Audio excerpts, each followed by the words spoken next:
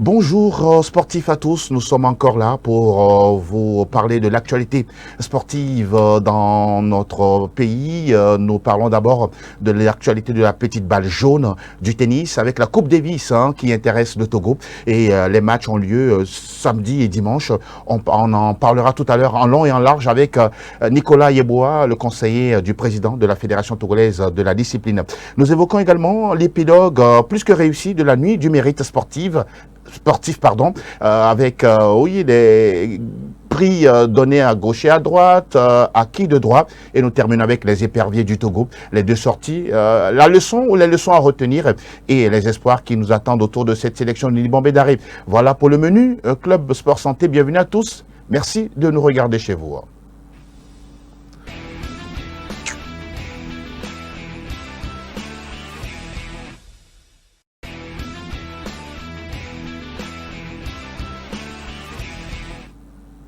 Nous parlons de tennis, mais avant, on va dire bonjour à nos invités. Charles Danesto, encore une fois, merci d'être là. Bonjour à vous et comment vous portez-vous? Bonjour Angelo, c'est la pleine forme, même si la fatigue hier avec les courses de la semaine dernière, Oui. Ces courses qui ont abouti à la nuit du mérite sportif où la GST a su primer les meilleurs acteurs sportifs, Oui. dirigeants. Et, je pense que la fête a été belle. Et bon, On va en parler tout à l'heure. Vous êtes là pour ça justement et d'autres actualités. Je suis également avec Nicolas Ayeboah. Bonjour monsieur. Bonjour. Vous allez rapprocher un peu plus du micro, voilà, pour qu'on puisse entendre votre belle voix. Bonjour, merci. Comment vous allez? Ça va très bien, merci. Merci d'être des nôtres. Vous êtes à Lomé, le séjour se passe bien pour vous? Ça se passe très bien. Très très bien. Très bien. Alors, je parle sous votre contrôle. Le Togo accueille une fenêtre de la Coupe Davis pour pouvoir intégrer le groupe 1, justement, monde, voilà, pour faire plus précisément. C'est vous qui êtes le spécialiste. D'abord, on va parler justement de cette compétition. C'est quoi exactement pour ceux qui veulent comprendre dans un français plus facile? Alors, très bien. Pour ceux qui veulent comprendre dans un français très facile, on va dire que la Coupe Davis est pour le tennis ce que le mondial est pour le football. Donc, disons, c'est la Coupe du monde de tennis par nation.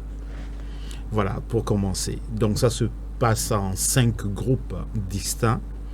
Les 3 premiers groupes, c'est-à-dire groupe 5, groupe 4, groupe 3, sont des compétition régionale.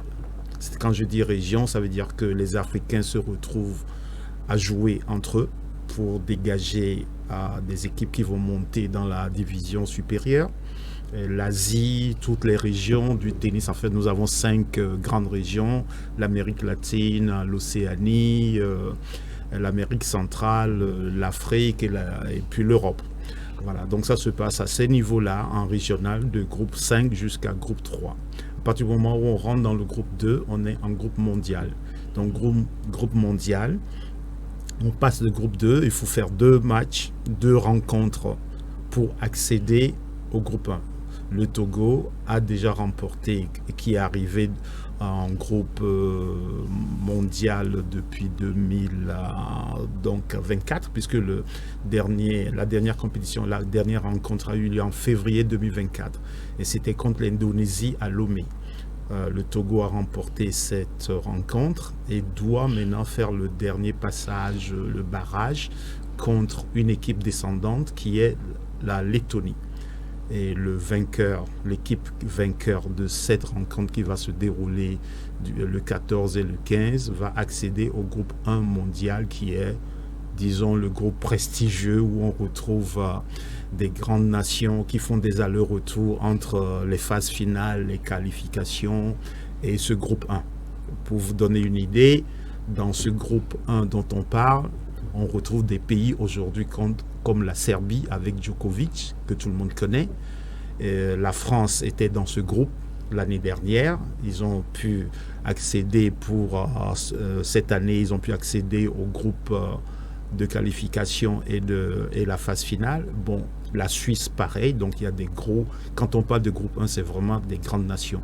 Et le Togo, le petit poussé, a une chance d'y accéder cette année avec cette deuxième rencontre que nous faisons en 2024. On comprend que à ce niveau-là, c'est une question d'ambition. Hein, avant de revenir sur ce qu'il attend justement les tennismen togolais, évoquons leurs préparatifs, Nicolas. Aujourd'hui, qu'est-ce qui est mis justement dans le giron de ces athlètes-là, histoire de mieux les préparer pour qu'on puisse décrocher, le Togo puisse décrocher cette qualif pour la prochaine étape? Très bien. On peut dire que depuis février 2024, tout a été mis en place et mis à la disposition de ces athlètes que nous avons, qui nous ont permis d'accéder à ce niveau, de rêver, qu'on peut aussi arriver en groupe 1. Donc, avant qu'ils ne quittent le Togo, des réunions ont eu lieu, on a eu leur programme, parce qu'en fait, en termes de préparation, chez les tennismen, c'est beaucoup de tournois. Il y a bien sûr une phase d'entraînement normale où on fait des gammes, on répète, on fait tout ce qu'on peut faire pour technique, je veux dire. Oui. On va parler d'entraînement technique. Exact. On étudie la tactique et quelques temps après, au moins 2-3 mois avant la compétition envisagée, on part sur des compétitions internationales, des tournois de haut niveau pour se confronter avec d'autres athlètes du monde, parce que nous avons des circuits permanents. Exactement. Les circuits Futures, les circuits Challengers. Et donc, des moyens ont été mis à leur disposition de tous les joueurs qui sont dans l'équipe, parce qu'on reconduisait en fait la même équipe, et des moyens leur ont été donnés pour aller faire ces programmes que nous avons suivis. Ils nous ont présenté des programmes que nous avons approuvés, et nous pensons qu'ils sont fin prêts. Alors maintenant, la dernière phase de la préparation, ou des préparatifs, je dirais, oui, c'est quand ils arrivent à Lomé. Ils sont arrivés d'ailleurs depuis 2 jours avec leur capitaine pour peaufiner ce que chacun a fait de son côté et puis mettre les choses ensemble. Donc en gros, voilà les préparatifs. Et aujourd'hui, on va aussi parler de mental, parce qu'aujourd'hui dans le sport... oui, très important, le sport de haut niveau. Voilà, le sport de haut niveau. Une fois qu'on a fait le physique, on a fait le terrain, qu'on a fait tout, on a regardé comment on peut jouer, il faut maintenant travailler le mental aussi pour que les gars soient prêts à aborder la... Voilà. Donc, côté préparatif, je crois que nous avons mis les moyens et les joueurs sont prêts. Ils se plaignent de rien. Et nous sommes prêts à faire ce combat qui va nous permettre d'accéder au groupe 1. D'accord. Avant de vous retrouver tout à l'heure, Charles, et également, voilà, pour vous, l'adversaire, ça reste la Lettonie par rapport à tout ce que vient de dire Nicolas Yeboah. Vous avez de l'espoir pour justement ce match-là, cette fenêtre-là, pour que le Togo puisse passer? Quel est votre commentaire là-dessus? Je pense qu'il est vraiment très important d'être mobilisé derrière la Fédération togolaise de tennis, parce que quoi qu'on dise, depuis l'arrivée du président Ahialé, on a senti un nouveau vent souffler sur cette discipline sportive. On comprend pourquoi il a reçu le titre, le trophée de meilleur dirigeant ça, la dernière fois avec la nuit du mérite sportif. Effectivement, je pense que c'est un prix qui lui va, quoi qu'on dise, de droit, un titre mérité, à voir ce que le monsieur a fait à ce tennis là durant ces 4 dernières années, la rénovation des infrastructures. On a vu le Togo qui accueille des circuits de renom maintenant. Et donc, même des compétitions à l'extérieur. Des compétitions à l'extérieur. Donc, on se dit qu'on est sur la bonne voie. Maintenant, la Lettonie, comme le conseiller du président l'a dit tout à l'heure, il revient aux joueurs de se préparer mentalement parce que là, on est proche on est à la porte. Oui, de la phase, à la porte du groupe monde, oui. Et donc, je me dis, en plus, à domicile, il nous faut mettre tous les moyens possibles pour passer cette étape-là. Je pense qu'on l'a déjà fait face à l'Indonésie il y a quelques mois. On va espérer que les joueurs soient en bonne forme, aient le moral. Et puis, bon, face à la Lettonie, ce sera difficile, mais à domicile, je pense que le public sera derrière pour pousser nos ambassadeurs à la victoire. On va parler toujours de préparatifs, on reste justement dans ce cadre-là, les terrains, la cour, fin prêt, le public sportif, justement sur ces 2 thématiques. Sur ces 2 thématiques, les terrains ont été rénovés. Depuis les 6 derniers mois, des travaux de remise en état du terrain, parce que nous devons fournir un terrain impeccable d'une un certain nombre, il faut des normes et ça a été fait. Donc nous sommes en train de faire les dernières touches jusqu'à demain.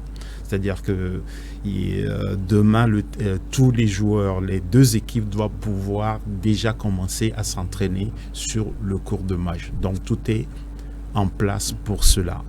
Il y a deux autres terrains qui sont déjà prêts pour les entraînements. C'est la même surface. Mais quand on parle de... Nous parlons du dur. Du dur, les trois terrains, pareils, les mêmes revêtements, sauf que le cours de match, nous l'habillons d'une certaine façon avec tous les panneaux, avec tout l'environnement, le contexte. Exactement. Et c'est très important pour les joueurs de se repérer, de savoir que tiens, là c'est du vert, là il y a tel panneau. C'est-à-dire qu'il faut qu'ils se retrouvent dans cet environnement pour jouer. C'est-à-dire que même si on leur donne un terrain à côté qui n'a pas le même standing. Voilà, le standing, la surface est pareil, mais c'est surtout l'environnement. Ça joue sur le mental. Ça joue sur le mental. D'accord. De voir, tiens, je sais qu'il y a il y a tel ici, il y a tel... C'est pour leur repère. Exactement. Voilà, pour se repérer en fait dans l'environnement. Donc tout est prêt sur ce plan. Ils sont arrivés, ils sont hébergés correctement, ils sont à Sarakawa. Les deux équipes ont des véhicules à leur disposition pour être transportés à toutes les heures qu'elles le souhaitent pour venir. Voilà. Et donc ils sont dans les meilleures conditions. Ils sont dans les meilleures conditions. Super. On va parler justement du public, toujours préparatif. Oui, mais vous attendez un public très important. Très important, très important. Ça a été dit tout à l'heure par mon frère qui est là, qui a parlé du public. Le Togo a fait ce qu'il peut pour que la victoire soit au bout. Mais on dit souvent, nous avons une équipe de 5 personnes, donc 4 joueurs et un capitaine.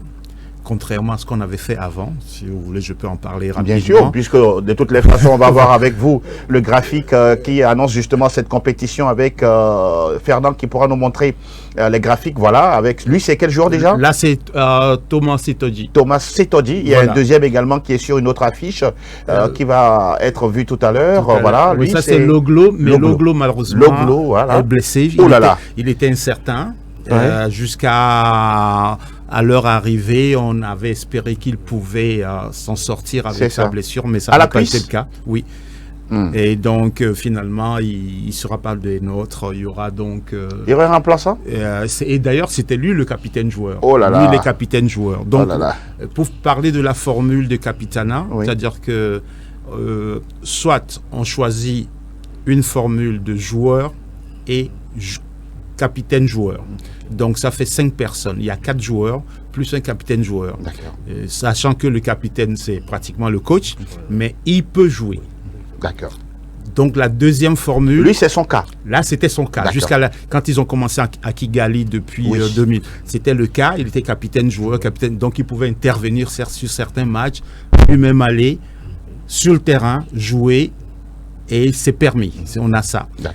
L'autre formule, c'est un capitaine non-joueur et avec 5 joueurs nominés.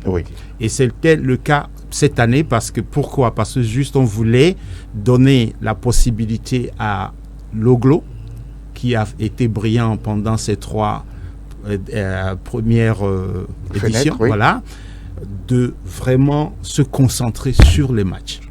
Parce que vous comprenez très bien, vous êtes des sportifs, vous comprenez très bien que quand vous êtes assis pendant 2 heures à regarder l'autre jouer, à le coacher, à penser à son jeu et tout, vous n'êtes pas concentré pour prendre la suite. Exactement. Parce qu'après, il n'y a que 30 minutes entre la fin de match de votre joueur et vous-même.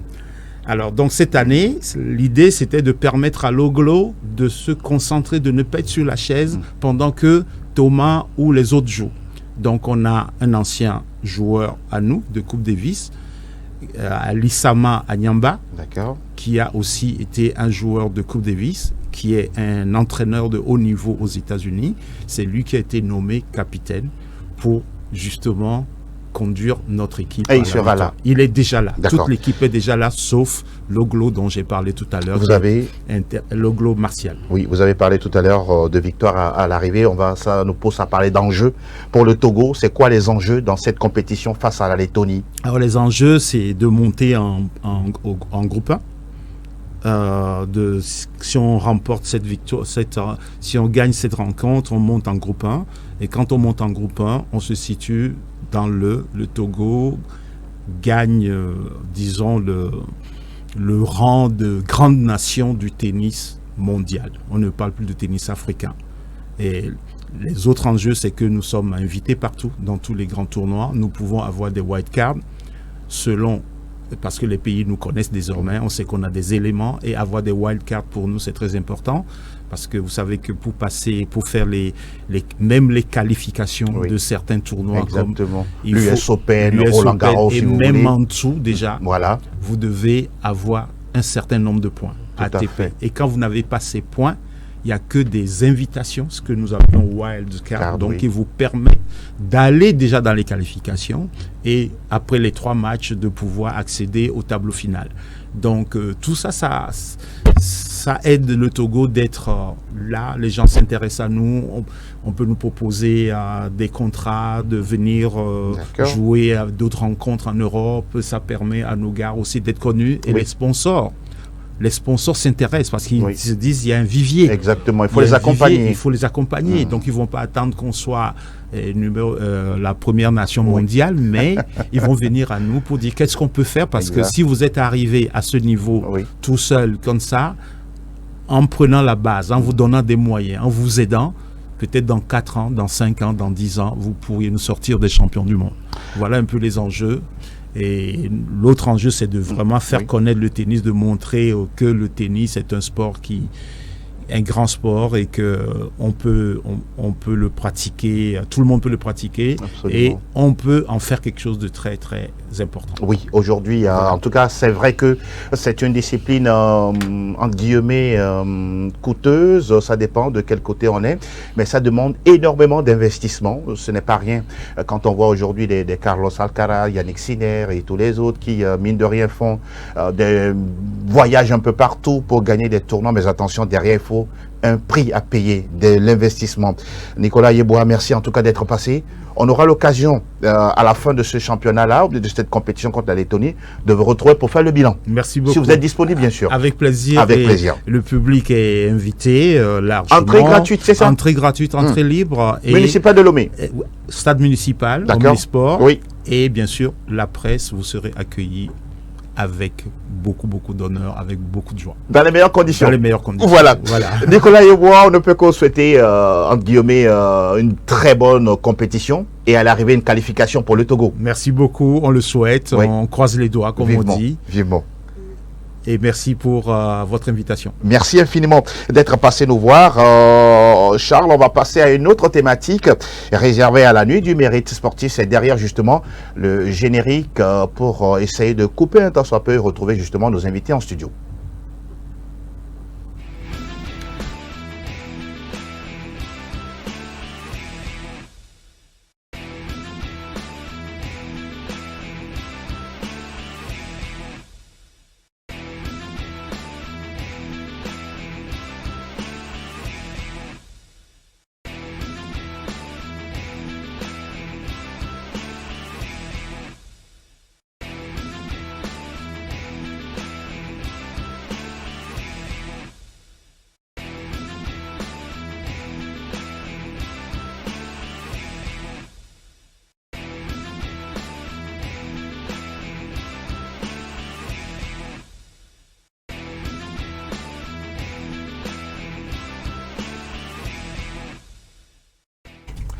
Nous continuons cette aventure sportive. Nous allons passer désormais à la nuit du mérite sportif. C'était samedi dernier à Canal Olympia Midday, Blue Zone Kakaveli, avec les différents acteurs, les athlètes, les dirigeants et en même temps les journalistes sportifs, tous primés. On va suivre ce reportage d'Ézéchiel Arolou qui était là du début jusqu'à la fin par rapport à cette cérémonie.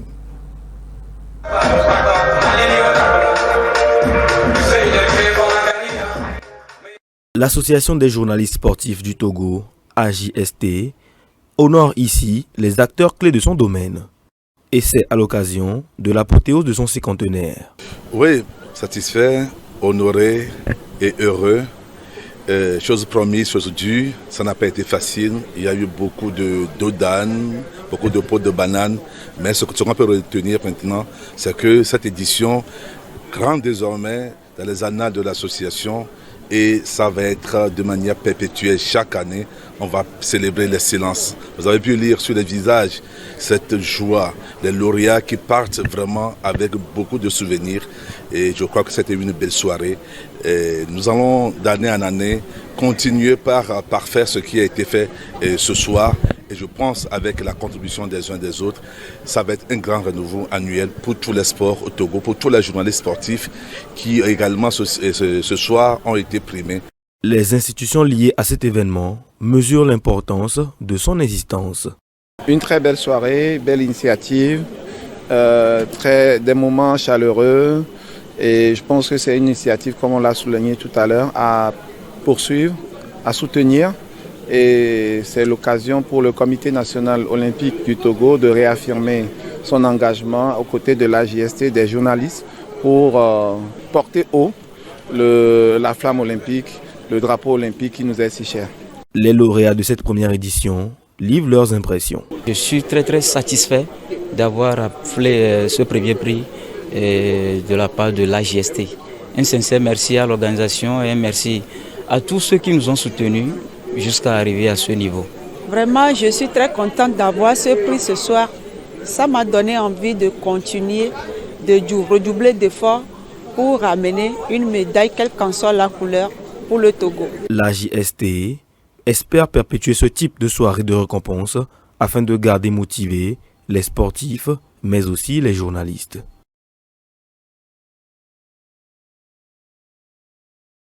Elle était annoncée durant des mois et des mois. Finalement, oui, elle a eu lieu. On a vu tout à l'heure le reportage d'Ézéchiel Arolou.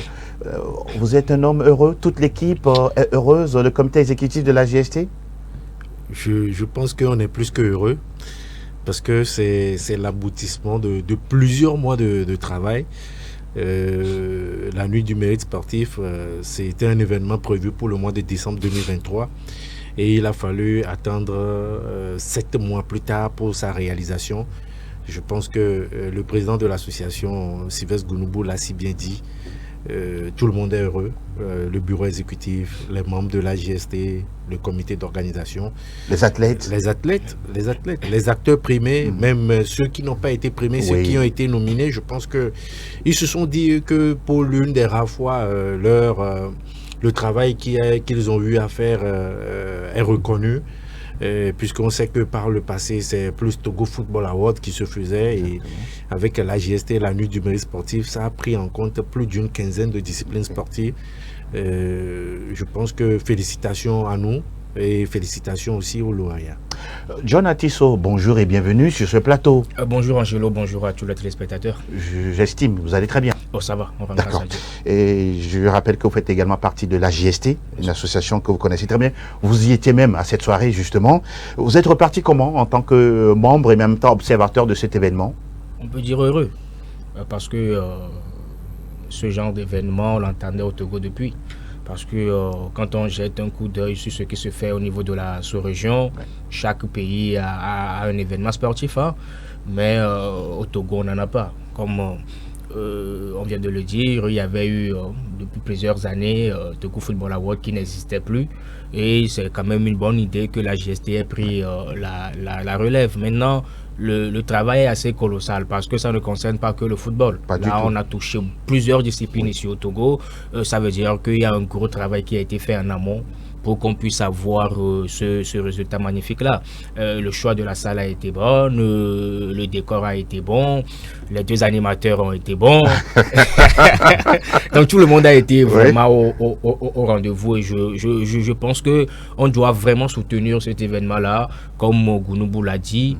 Et ça devient un rendez-vous annuel et on fera tout pour que cela tienne chaque année. Et ce qui est également réel, c'est que ça demande de l'excellence. Hein. C'est une forme de pression à la fois pour les acteurs, les dirigeants et les journalistes sportifs. moi, je pense bien évidemment que ça va apporter une certaine émulation ici au Togo, parce que si on sait qu'au bout de l'effort, il y aura une récompense à la fin de l'année, une reconnaissance, bien évidemment, on va se donner beaucoup plus, parce que mine de rien, tous les athlètes étaient heureux, hein, même s'il n'y a pas eu, comment on peut dire, d'accompagnement financier, mais le trophée représente beaucoup. C'est un symbolique. N'est-ce pas? Et moi, je pense que ça va apporter une concurrence saine au sein des fédérations, au sein des, par rapport, à travers toutes les fédérations, entre fédérations, entre athlètes, pour qu'à la fin de l'année, qu'on soit primé. Parce que après tout, c'est quand même un bon créneau. Hein. Il y a certains qui ne connaissaient pas, peut-être encore comme la vie, qui a représenté le Togo récemment lors des JO, mais c'est un créneau pour elle de se faire connaître et de faire connaître également sa discipline qui est l'aviron. Donc moi je pense que quand même c'est une très bonne idée. Vous le dites si bien, parce que la dernière fois Coco comme la vie a eu l'opportunité de parler devant toute une assistance. Ce n'est pas rien également. Après tout on est athlète, mais également il faut avoir le verbe pour pouvoir convaincre l'assistance. Et parlons toujours de nuit de mérite sportif, il y a eu un prix décerné à la meilleure dirigeante, meilleure dirigeante dame, si on voulait comme ça. Elles étaient également en lice, mais à l'arrivée, c'est Madame Dogo Falilatou qui a récupéré le prix. On va d'abord voir le graphique, remettant le prix, et derrière, nous allons écouter Madame, le graphique avec, voilà, professeur Michel Kodom, le propriétaire justement d'SOS Dr TV, qui était là, média partenaire, en même temps, un grand ami du président Sylvestre Gonoubou, et voilà, le voici, mais remettant la award, si on peut le dire ainsi, à Madame Dogo Falilatou, c'est tellement beau à voir. On regarde Madame qui, justement, a fini meilleure dirigeante, ce n'est pas rien. Non, mais vous savez, depuis son arrivée, on a senti l'athlétisme qui va encore plus vite pour le Togo. Déjà, il y a eu l'organisation de la région 2, le championnat région 2 au Togo. Dont elle est vice-présidente. Elle est la vice-présidente. Ça a eu lieu l'année dernière. On a vu le Togo glaner des médailles. On a vu également le Togo participer au dernier championnat d'Afrique au Cameroun. Exactement. Même si l'organisation n'a pas été ce qu'il fallait, je pense que l'essentiel, c'est que le Togo a été représenté. Et il nous faut ces genres de compétition pour permettre à nos ambassadeurs d'être mieux aguerris. Mais ce qui est bien, c'est que sous le mandat de Madame Dogo, on a vu le Togo présent, que ce soit dans les catégories inférieures, sur plusieurs circuits, plusieurs championnats sous-régionaux et championnats africains. Exactement. Donc c'est déjà bien. Je pense que pour les années à venir, il faut maintenant chercher l'excellence. C'est bien vrai. Il y a Faiza qui est en train Isaka qui est en train de performer. On espère bien que d'autres athlètes vont suivre le pas de notre ambassadrice pour que on voit encore plus d'athlètes nominés lors des prochaines éditions. Il y a déjà Chalim. Le lanceur de marteau, non? De marteau. De poids. Non, je pense qu'il fait les deux. Il fait les deux. En tout cas, vu sa taille. Oui, il fait les deux. Donc, il est énorme. Qui a été primé meilleur athlète homme. Exact. Donc, ça veut dire qu'il y a du travail qui se fait. Donc, je félicite Madame. Déjà en 2023, elle a été lauréate du prix de la World Athletic, la Fédération mondiale qui a reconnu son travail dans la promotion de l'athlétisme au Togo. Donc, je pense que ce n'est qu'une suite avec ce prix-là qu'elle vient de gagner avec la GST. On rappelle également que parmi les prix décernés, il y a également les journalistes qui n'ont pas été du tout mis de côté. Meilleur journaliste radio, meilleur journaliste télé, avec notre confrère Emmanuel de Toglo de New World TV, voilà. Et puis également la presse écrite, la presse en ligne, et puis la photographie également a été prise en compte avec Féicha Lagrignan qui a récupéré le prix de meilleur photographe de la saison 2022-2023. Vous voulez ajouter quelque chose avant de parler des éperviers du Togo? Non, je pense que le plus important pour l'association des journalistes sportifs aujourd'hui, c'est d'abord de faire le bilan de cette première édition et très rapidement se projeter sur la deuxième édition. Ça reste un gros défi. Oui, ça reste un gros défi. Vous voyez, quand vous prenez même déjà les nominés au niveau du du prix meilleur athlète homme, vous allez voir qu'entre le premier et le deuxième, ils étaient en ballottage. Voilà. Et le jury a dû faire preuve de d'autres critères pour pouvoir désigner le meilleur. Ça prouve qu'il y a eu du travail qui se fait. Avec les Jeux Olympiques, des athlètes ont encore eu à faire des performances. Ça veut dire que le défi reste gros pour la prochaine édition. Et bon, on va inviter le public sportif à adhérer au projet, à continuer par soutenir aux différents partenaires qui étaient là. Merci. Et bon, que d'autres aussi suivent le pas pour que la deuxième édition ne soit plus de report en report, mais que la première date ça soit respecté encore en septembre. Voilà, que ça soit respecté. Je pense que c'est l'idéal. Ce sera l'idéal pour l'association. Merci à tout un chacun d'avoir contribué à la réussite de cette nuit du mérite sportif. En tout cas, SOS Dr TV était de la partie et merci à toute l'équipe qui s'est déplacée pour réaliser ce reportage. En tout cas, ça a été tout simplement une nuit magnifique. On va enchaîner avec l'actualité des éperviers du Togo. On va en parler tout à l'heure après le générique annonçant justement Écho des éperviers.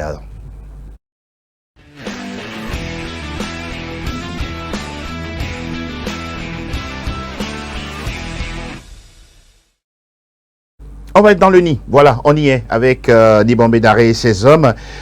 Messieurs, on a fini les 2 premières journées des éliminatoires de la CAN Maroc 25. John Atisso, vous qui êtes voilà, à la baguette de ce site spécialisé foot ouest africain, voilà, parlons justement de cette sortie des 2 matchs, en tout cas des éperviers du Togo. Si on doit faire une analyse ramassée avant d'aller détail par détail, qu'est-ce que vous retenez? Je dirais que je suis plus ou moins satisfait. Parce que on a frôlé la catastrophe avec 1 point après 2 journées, mais il faut également relativiser. C'est un bilan mitigé à mon niveau. Le premier match n'a pas été bien géré par Nibombe Daré. On va rentrer beaucoup plus dans les détails. Le 11 de départ face au Libéria m'a laissé perplexe vraiment. Et en plus de ça, le contenu n'a pas été bon.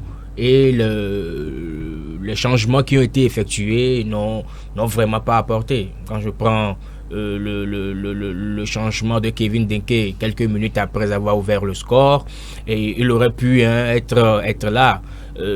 Daré a expliqué par le fait que c'est un changement qui a été programmé depuis, mais quand on est tacticien, on peut forcément dire tiens, le meilleur buteur de la sélection ou bien notre actuel meilleur buteur a marqué, et il est en confiance, il peut encore en mettre.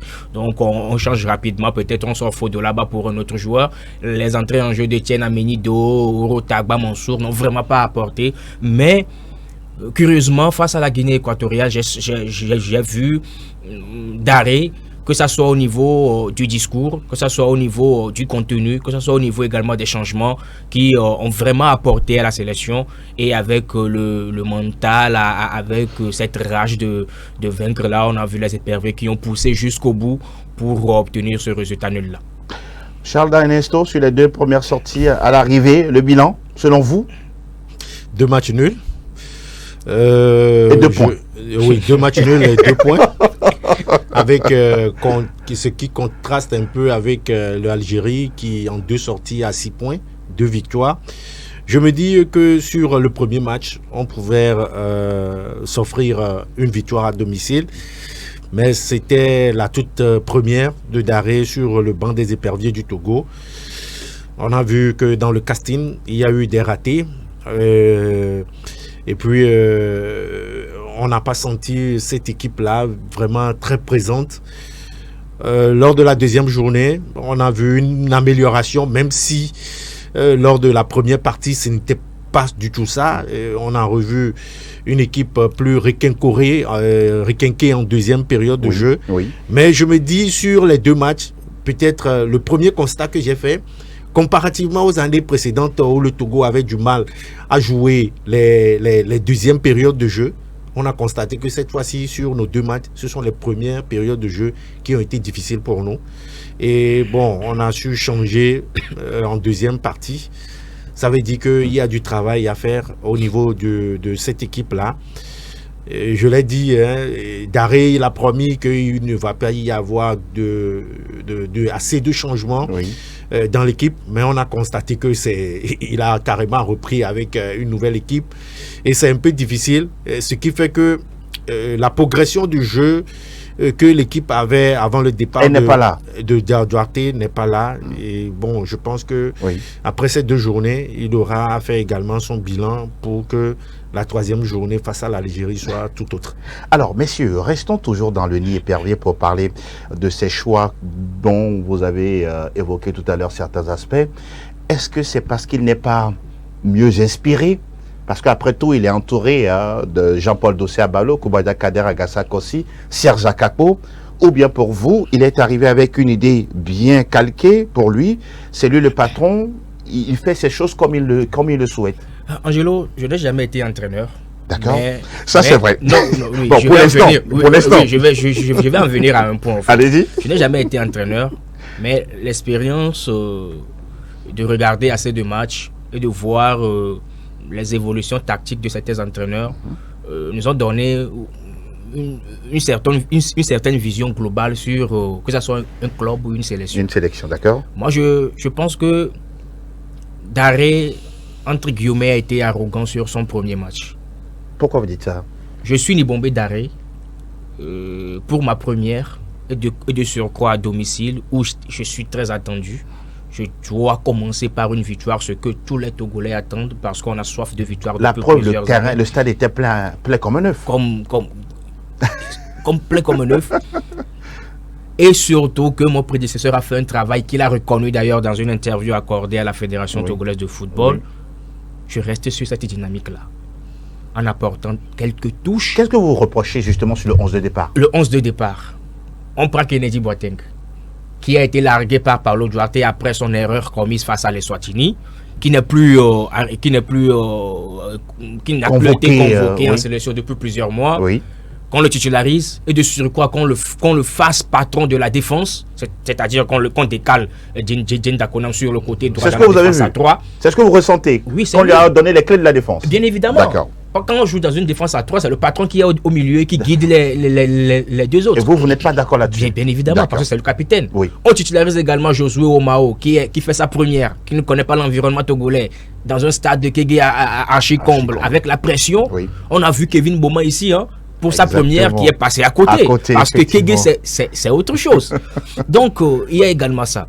Quand on prend Kodjo Aziangbe, Kodjo Aziangbe a excellé comme piston gauche dans le 3-5-2 de Paulo Duarte.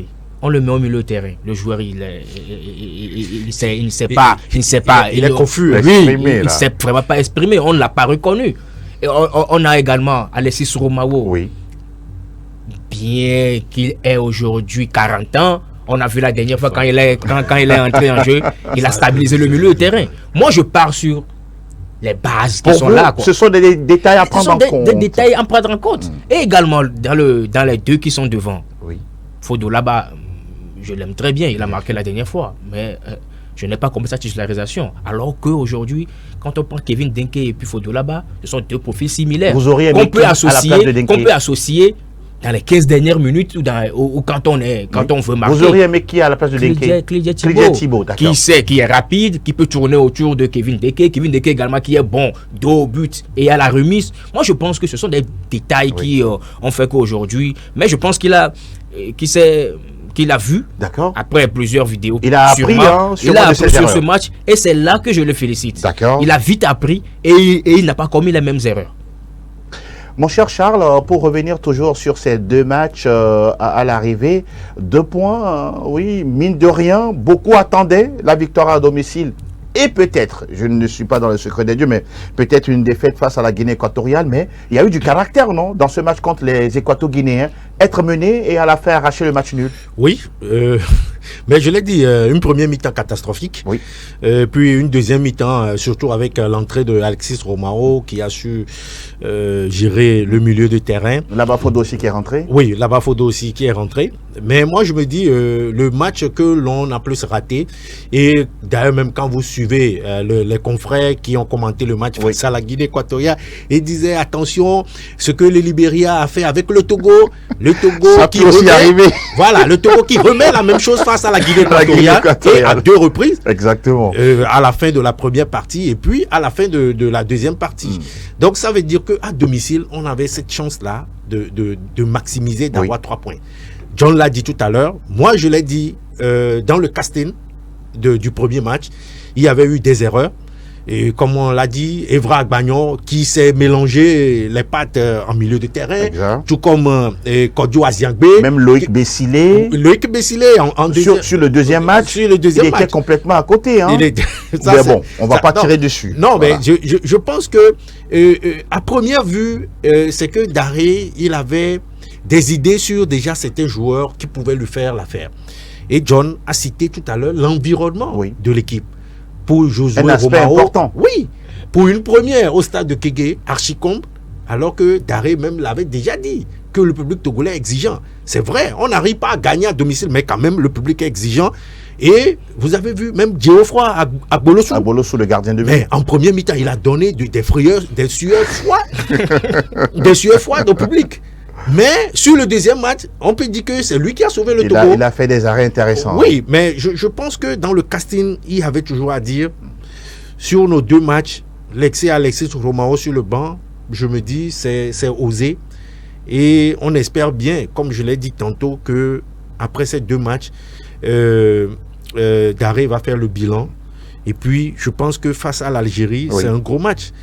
Moi, après avoir vu la première mi-temps de l'équipe équato-guinéenne, la façon dont le Togo a été malmené, je me posais la question, est-ce que cette équipe pouvait aller au bout avec ce dynamisme? D'accord. En deuxième mi-temps, on a vu cette équipe-là craquer. Oui. Et le Togo en a profité. Le Togo en a profité. Maintenant, face à l'Algérie, quand vous voyez un peu l'Algérie... Ça, c'est un autre cas de figure. Hein. Oui. Face à l'Algérie, face à la Guinée équatoriale, tout le monde a vu ce match. On a vu le rythme pendant les 90 minutes. Et face au Libéria, à domicile, ils ont gagné 3-0. On a vu aussi ce que ça a donné. Donc, ce qui importe premièrement pour l'équipe togolaise, c'est d'arriver à trouver du rythme. D'accord. Avant de continuer, on va regarder le graphique. Hein. Même si la compétition n'est pas encore terminée, oui, il n'y a que 2 journées. L'Algérie est devant naturellement avec 2 victoires, ça fait 6 points. On voit derrière le Togo avec 2 points. 1 point pour la Guinée équatoriale et le Libéria. Oui, ça ce n'est que les 2 premières journées, ça ne veut absolument rien dire. Je vois John qui sourit. John, on va évoluer dans la discussion pour parler des attentes et des espoirs du public sportif, puisque la prochaine journée, ce sera face à l'Algérie en double confrontation. Pour vous, sur les 2 premières journées, il y a quand même matière à se dire, oui, le Togo pourrait ou bien peut faire quelque chose et se retrouver deuxième qualifié, pourquoi pas, derrière l'Algérie. Aujourd'hui, on le dit souvent, pour gagner des matchs, il faut marquer des buts. Oui. Même nous, on n'a pas été efficace dans nos 2 rectangles. On a marqué 3 buts sur 2 matchs. Oui, c'est bon. Mais on aurait pu faire mieux. On a pris également 3. On aurait pu faire mieux. D'accord. Défensivement, on n'a pas été bon. Okay. La coordination défensive n'a pas été bonne. Et sur des erreurs défensives, on a eu à encaisser des buts, surtout le deuxième but face aux Nzalang national avec cette passe ratée de Loïc Bessilé à destination d'Evra Agbagnon. Un joueur expérimenté, un joueur de haut niveau ne doit pas commettre ce genre d'erreur. Maintenant, l'attente, elle est énorme. Et surtout qu'en octobre, c'est du lourd. Et la mauvaise nouvelle, c'est que l'Algérie commence à revenir. On retrouve l'Algérie de 2019. On sent la patte Vladimir Petkovic sur cette équipe-là. Moi, j'ai été surpris de voir cette équipe algérienne aller à Monrovia, dans cet environnement aussi spécial, et aller gagner sur une pelouse synthétique 3-0. 3-0, ne pas encaisser. Bien évidemment. Donc, ça veut dire que cette équipe se sent beaucoup plus à l'aise désormais en Afrique subsaharienne. Et c'est là qu'on doit normalement regretter le nul obtenu à domicile. Parce que moi, je le dis, pour aller à la CAN, hein, surtout à 24, c'est très facile. Hein. Vous gagnez vos 3 matchs à domicile, vous cherchez 1 point à l'extérieur. Avec 10 points, vous êtes assuré d'être au moins minimum 2e. La preuve, l'Angolais est bien parti. Bien évidemment. Dans la poule du Ghana. Même, il y a même certaines équipes qui sont qualifiées pour la CAN 2023 en Côte d'Ivoire avec 8 points. Avec 8 points. Ouais, donc ça veut dire qu'aujourd'hui, on doit faire le plein. Moi, personnellement, je n'attends pas grand-chose au match aller face à l'Algérie. Là-bas, avec ce stade qui sera plein, bien évidemment. Mais il faut faire tout pour avoir les 3 points à Kégué. Même si aujourd'hui, Kégué aussi ne nous souffrit pas de plaisir. Mais il faut le faire. Mais il faut le faire. Mais le football reste reste surprenant. Oui. Le Togo peut aller faire un résultat au pire des cas, prendre 4 points sur 6. N'est-ce pas? Oui. C'est-à-dire au moins aller tenir un échec l'Algérie et gagner gagner. à la maison. Vous n'avez pas donné votre point de vue sur le public sportif qui doit être aussi patient avec Nibombe Daré, non? Patient, je dirais non. Ah, parce que Daré lui-même... Ah bon, vous partagez l'avis des gens? D'accord. Daré lui-même dit... Il est arrivé pour 3 ans, donnons-lui le temps de travailler. Non, Angelo. Non. Angelo. Daré lui-même dit... Daré lui-même, il dit... Je vais tout faire pour qualifier le Togo pour la CAN 2025. Donc, on le prend au mot. Et c'est ça, je dis, c'est une erreur de communication. Je suis à la place de Daré. Oui. Je dirais, le Togo a raté 3 CAN avant moi. On fera le maximum pour aller, mais ce n'est pas mon objectif. Parce que les éliminatoires, c'est dans 3 mois. Ce n'est pas comme avant où on joue une année après. Non, c'est dans 3 mois. Et la dernière fois, Daré a eu combien de séances d'entraînement? 5 séances d'entraînement pour les 2 matchs. En découvrant l'équipe. Oui, il y a eu 4. Je peux dire 3. Parce que 3 avec le groupe au complet. Oui. 3. Lundi, c'était pas ça. Oui, lundi, mardi. Donc, mercredi, jeudi. Oui. Vendredi le match et une seule séance d'entraînement, c'est la reconnaissance du terrain pour le match de la Guinée équatoriale. Ça sera la même chose, je pense, en octobre. Oui. Donc il aura combien de temps pour mettre des choses en place, pour avoir sa touche personnelle avec l'équipe, pour qu'on puisse se qualifier. Mais c'est le football. Exact. Tout peut encore arriver. Mais moi, je suis à la place de Daré. Je ne promettais rien au public sportif togolais. Vous avez partagé tout à l'heure un aspect du développement de John. Le public n'a pas le droit d'être patient. Non. Avec son sélectionneur. Non, je pense que au renouvellement de la signature de Paulo Duarte, l'objectif était clair. La qualification du Togo pour la CAN 2025. D'accord. Et moi, je me dis, si Daré accepte prendre la suite, c'est que il sait d'avance ce qu'il attend. Qu'est-ce qu'il attend? C'est que pour l'État togolais, pour le public sportif, pour la Fédération togolaise de football, c'est que le Togo soit présent à la CAN 2025. Il a accepté prendre. Et moi, je me dis, l'avantage aujourd'hui, c'est que ne serait-ce qu'avant son arrivée, il y avait un travail qui est déjà fait. Aujourd'hui, on ne peut plus être à l'étape de la construction. L'étape de la construction est passée avec Claude Leroy, avec Paulo Duarte pour son premier mandat. Puis, bon, pour son second, sa seconde signature, c'est bien dit. Et là, je me dis que face au Soudan du Sud à Lomé et face à la RDC, on a vu ce que le Togo a produit en termes de contenu de jeu. Maintenant, avec Daré, on a changé les choses et on revient encore au système d'avant 2000. Où on balance les ballons de la défense vers l'attaque, il n'y a pas de construction de jeu. Moi, je pense n'êtes-vous pas sévère avec lui? Il ne fait que commencer. Non, mais il n'a pas eu d'expérience ailleurs. Non, mais quand même, moi je me dis, dans la mesure où votre prédécesseur a déjà laissé quelque chose, il fallait continuer avec ceux qui sont présents. C'est bien vrai. Il dit il avait dit en conférence de presse que pour tout changement, il faut s'attendre à certains effets. Et il faut payer le prix. Et il faut payer le prix. et bon, c'est ça. Mais je me dis, tel que ça commence, on commence encore à tâtons. Ça veut dire qu'il est en train de faire des expériences par rapport aux joueurs que lui-même il a convoqués. On ne sera même pas surpris que pour la 3e journée, on va voir encore des joueurs qui seront recalés dans ce groupe et on va faire appel encore à d'autres. Mais Charles, il est là pour 3 ans. Avant de vous retrouver, je vais terminer avec Charles, s'il vous plaît. Il est là pour 3 années. Oui, il est là pour 3 ans, mais je pense que le plus important aujourd'hui, c'est la qualification du Togo à la CAN 2025. 3 CAN de ratés, c'est beaucoup. C'est beaucoup. Et moi, je me dis, 3 CAN de ratés, ça fait pratiquement 6 ans. Ouais. En 6 ans, ne peut pas-on construire une nouvelle équipe? C'est la grande interrogation. D'accord. John? Angelo, vous avez touché un point très important. Allez-y. Qu'il est à sa première expérience. Exactement. Je me suis posé cette question depuis qu'il y a eu cette propagande d'arrêt et après il y a eu la signature officielle. Je me dis, est-ce que c'est vraiment le bon choix pour le Togo? Est-ce que c'est vraiment le bon choix? C'est pas parce que la Côte d'Ivoire a un sélectionneur local, le Sénégal a un sélectionneur local, qu'il y a ce vent qui souffle au niveau de l'Afrique de l'Ouest, qu'on est forcément obligé de prendre un sélectionneur local. Et surtout qu'on est dans l'urgence. Si c'est pour la durée, je peux dire, ok, il a quand même le temps, parce qu'il n'y a pas d'objectif au bout. Il a le temps de mettre en place des choses, de commettre des erreurs, de les rectifier au fil des matchs et de toucher la perfection. Mais là, moi je me dis, je suis Daré, je ne prendrai pas cette équipe togolaise-là actuellement. Parce que il y a énormément de problèmes sur le plan technique. Je vais rester là. Vous parlez de l'effectif alors? Oui, sur le plan technique. Je vais rester là. Il y a énormément de problèmes. Parce que oui, je ne vais pas extrapoler. Vous voulez dire qu'on n'a pas une équipe de qualité pour l'instant? Non, mais vous avez vu les joueurs qui ont été sélectionnés? Des joueurs de 4e division? Mais attendez, il y a des joueurs en RDC, par exemple, la sélection des RDC, il y a des joueurs sans club qui sont en sélection. C'est pourquoi il dit qu'il ne veut pas rentrer dans les détails. Donc aujourd'hui, oui. on a tellement de problèmes. On a tellement de problèmes. Il faut retrouver le sourire à Kégué. Il faut aller à la CAN, il faut trouver un effectif qui tient la route, il faut gérer le problème d'efficacité devant. Oui. C'est trop pour Daré. Pour une expérience, c'est trop. Je ne dis pas que Daré va échouer. Hein. Non, c'est pas notre souhait du tout.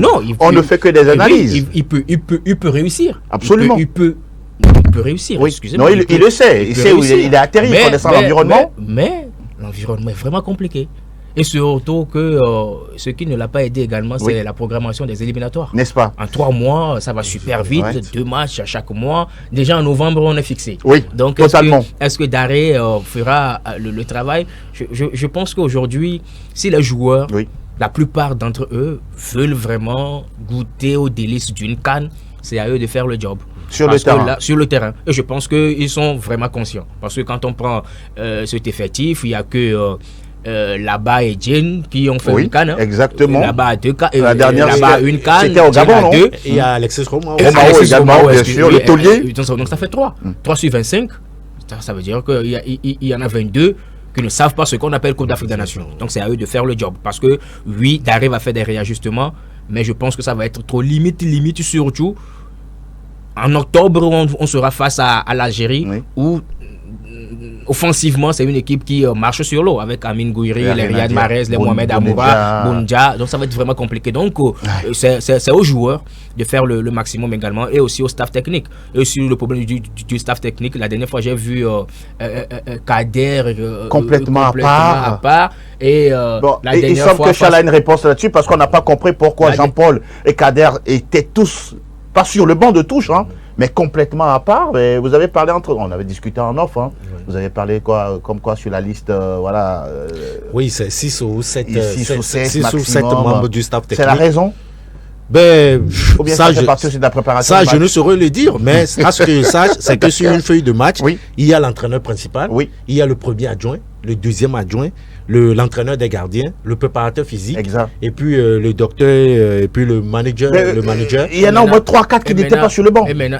Non, ça dépend de la règle de la compétition. Peut-être au niveau de la CAF, peut-être c'est une préparation. Donc, est-on obligé d'avoir 3 adjoints? Bon, ça aussi c'est un autre point, c'est ça? Vous n'êtes pas forcément d'accord là-dessus. Non, mais le Cameroun, non. On rappelle. Ça, c'est un autre Le Cameroun, ça reste un autre gros dossier. On rappelle que la délégation, en tout cas, qui était du côté de Malabo, est rentrée ce midi, hein, avec voilà tout ce qu'il y a, ministère des Sports, Comex, FTF, et tout.